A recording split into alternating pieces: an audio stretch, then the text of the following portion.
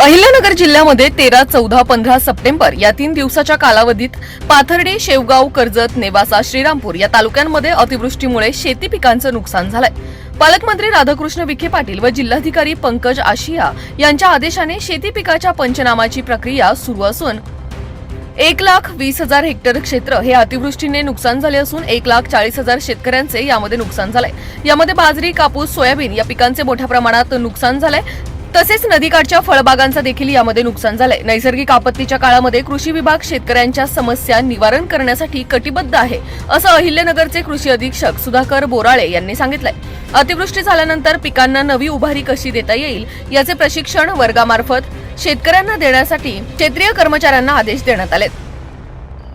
अहिल्यानगर जिल्ह्यामध्ये 13 September, 14 September आणि 15 September या 3 दिवसात पाथर्डी, शेवगाव, श्रीरामपूर आणि नेवासा यासारख्या तालुक्यांमध्ये नुकसान झालेलं आहे। अतिवृष्टीमुळे हे नुकसान आहे।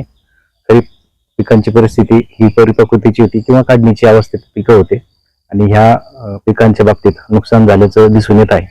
पंचनाम्याची प्रक्रिया जिल्ह्याचे पालकमंत्री महोदय, आदरणीय जिल्हाधिकारी महोदय यांच्या सूचनानुसार कृषी विभागानं सुरू केलेले आहेत। त्याबरोबर आपल्याकडे जर बघितलं क्षेत्रानुसार साधारणतः 1,20,000 हेक्टर इतकं नुकसान प्राथमिक अहवालानुसार आपल्याकडे नुकसान झालेलं आहे। 1,40,000 शेतकऱ्यांची संख्या जवळपास जिल्ह्यातली बाधित आहे। प्रमुख पिकं यात समाविष्ट जर बघितले आपण तर बाजरी आहे, कापूस आहे, त्याचबरोबर सोयाबीन या 3 पिकांचं प्रामुख्यानं नुकसान झालेलं आहे।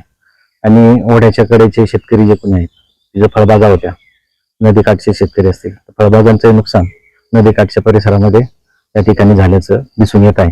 पंचनाम्याची प्रक्रिया तहसीलदार त्या तालुक्यांचे आदेश जारी करतील आणि त्याप्रमाणे आपली प्रक्रिया ऑलरेडी सुरू झालेली आहे। नैसर्गिक आपत्तीच्या काळात कृषी विभाग आपल्या शेतकऱ्यांच्या पूर्ण शंका निरसन करण्यासाठी कटिबद्ध आहे आणि याकरता सर्वतोपरी सहकार्य प्रशासनाला कृषी विभाग करत आहे।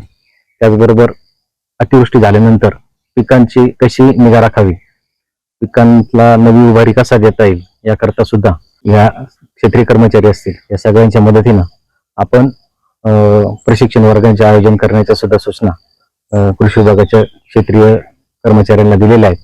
त्याचबरोबर तालुका कृषी अधिकारी सुद्धा या ठिकाणी सर्व आता क्षेत्रीय पातळीवरती स्वतः प्लॉटच्या पाहणी करून लोकांना दिलासा देण्यासाठी तत्पर आहेत आणि त्याप्रमाणे कार्यवाही सर्व कृषी विभागानं सुरू केलेली आहे। ब्युरो रिपोर्ट, जनता आवाज न्यूज।